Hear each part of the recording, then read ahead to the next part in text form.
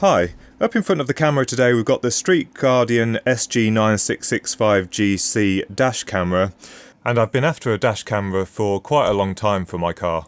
I cover quite a large number of miles each year, so if there's ever an accident and there's any dispute on the insurance claim, it would be nice to have something to back up the claim. Hopefully it won't work against me. But I've been considering various dash cameras for quite a time now, so I've been looking at particularly the black view cameras, I think the DR650, but after reading quite a lot of reviews, it seems that really there's no perfect dash camera. They all seem to have their problems. Some of them have plastic lenses, so when the car gets hot you lose focus slightly and that kind of thing. But at the moment this seems to be one of the best that's out there. I don't think it's a particularly high quality unit in terms of build, but it's certainly got a all glass lens. It's got a supercapacitor for backup just to write to the SD card when the cigarette lighter supply gets turned off when you stop the car. It can record in full HD at 30 frames per second, and also the bit rate for recording is reasonably high. So the main problem with the Blackview cameras was the bit rate was quite low, so even though it had the capability to capture quite high quality images, when you actually play it back you may lose some of the detail on particularly busy scenes. So I think I paid around €250 for this device, which translates to about £180. This one also has GPS, so basically it tracks your entire journey. It's got an accelerometer in there as well, so that if anything occurs it triggers an event. This one also has a supercapacitor inside, so that when you turn off the device after stopping your car, you don't lose any data that hasn't been written to the SD card yet. It has time to write all of that data. So let's have a look inside the box and see what you get for your money. Right, so in the top of the package we've got the actual dash cam itself. It's quite a compact unit, and unlike some of the others that are quite bulky, this one seems to fit directly up against the windshield, and then you've got the camera right at the bottom. So on the windscreen on mine, I think there's a blacked out area towards the top of the screen, so that should hide all of this, and then you've only got the minimal amount showing actually on the windscreen itself. And then inside we've got the quick start guide. We've got a bit of plastic here, I'm not sure what that's for. We've got a pouch.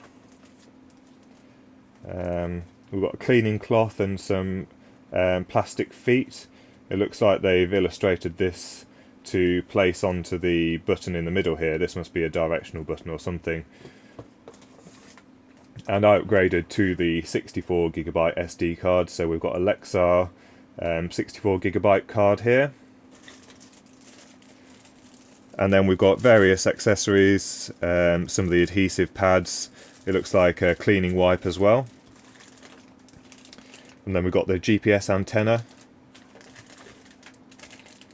a cigarette lighter to USB power supply, some clips for the cabling, which hopefully I'm not going to use. I'm going to try and hide all of the wiring. And then a piece of plastic. I think this is if you've got extra long cables to fit on here to kind of hide all of the wires. And then we've got a bag with some string and one screw. I don't know what the screw's for. Maybe it's in case any of these come undone, I don't know. Unless it's to attach the cable cover.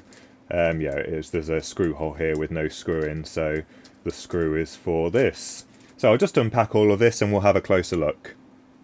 Right, so here we have all of the items that come in the pack, or the main items anyway. So to start with, we've got the 5V supply. So this just plugs into a standard cigarette lighter or auxiliary port, and it outputs 5V at 1A onto a mini USB connector. I'm not going to use this in my car, at least once it's fully installed, because I'm hoping to come up with something a little bit more discreet.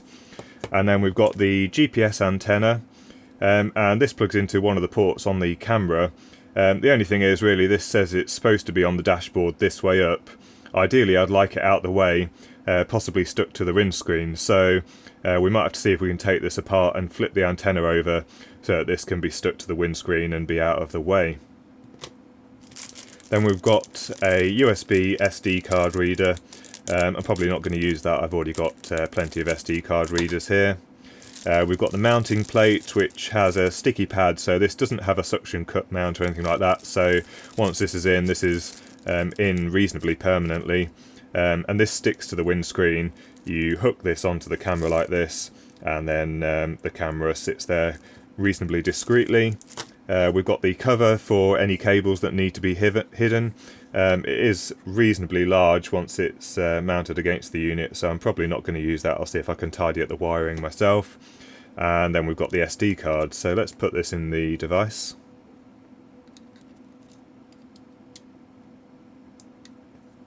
That's in there. We've got the camera here, so I've got a USB port here to a power supply, so let's plug it in and see what happens.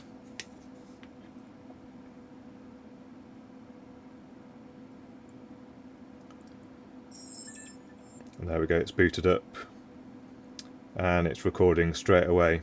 No GPS at the moment, the antenna is not connected, but it should have a reasonably wide field of view, so in a minute I think we'll take this out to the car, fit it onto the windscreen and have a look what it's going to look like. But that looks reasonably straightforward. I haven't looked through any of the options or anything, I've not turned this on before, so I don't know what it can do. But let's try and take it out to the car and see what it looks like in there. Right, so I've mounted the dashboard camera in place, and I've just temporarily powered it from the cigarette lighter. So you can see that's tucked up there nicely. It says it needs about 72 hours for the mount to adhere properly to the windscreen, so I'm not going to disturb this too much. The screen does turn off after a few seconds, which is nice. You don't really want this glaring at you when you're driving. It'll be interesting to see what the microphone quality is like, although I don't think that really matters too much. I'm probably going to turn off microphone recording most of the time. But you can also see I've got my mobile phone mount just here, which means that I've got two USB cables which need sorting out. So what I've done is I've purchased this USB power module. So it takes in 12 volts on a 2.1mm DC jack at the back, and then it's got 4 USB ports on the front here, and these can each supply 2 amps supposedly, so that's more than enough for the mobile phone and car camera. So in the car there's this overhead console here. I never use this to hold sunglasses because they tend to rattle around in here, so I thought I'd try and fit this into the overhead compartment, and then run the cables neatly through the head lining into here, and then also take the power down underneath the head lining, down the A-pillar, and then into the fuse box, which is behind the glove box. So I'm hoping to make this really tidy. The GPS antenna is probably going to end up sticking up here. That's about as good as it can get. I don't think I really want it sitting on the dashboard or anything like that. So hopefully we'll be able to do a nice tidy installation. What I'm going to do is I'm going to run this for a few days on my commute to work, see what the quality is like, and then I'll incorporate this into either this video or a follow-up video just to show what it's like actually in use. Obviously it won't all be tidied up by that time, but we'll see what the camera's actually like. Right, so here we are outside the car, and you really don't notice the camera in the windscreen. If you look close, you can see that it's, you can definitely see the outline there, but it's not going to draw attention to itself, and certainly unless someone's actually looking into the windscreen for something there, you're not really going to notice it. So I'm quite happy with that. It should be reasonably discreet. Right, so on the Mondeo, the cigarette lighter circuit stays on for between 15 and 20 minutes from either stopping the car or if you open the car door.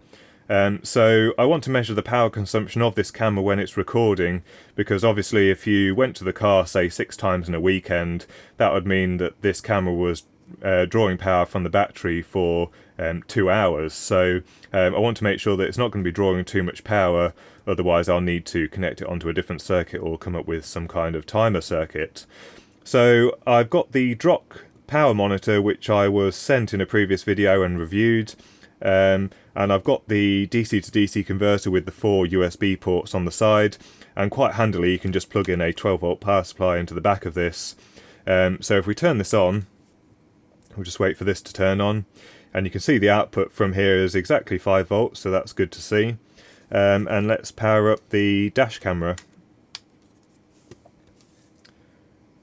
Right, so it's drawing about 100 milliamps at the moment at 5 volts.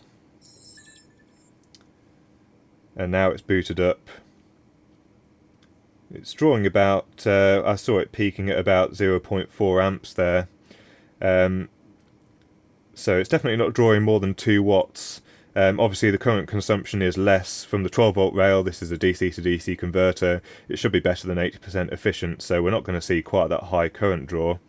I don't know if it draws more power if the GPS antenna is plugged in, so I might just have to undo this cable and plug it in and see if that does anything.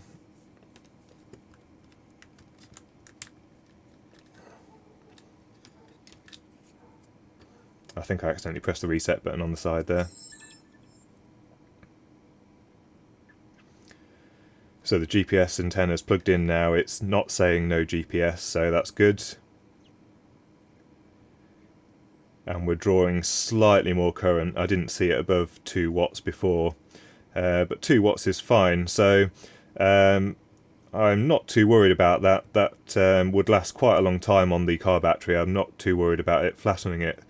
So what I'm going to do is I'm going to run this on my commute to work for a few days and see what it's like to work with, see if there's any problems with it or any really nice features, and then I'll do a second video just to follow up on whether this, in my opinion, is a good buy or not. If you enjoyed this video, please give it a thumbs up. If you didn't, give it a thumbs down.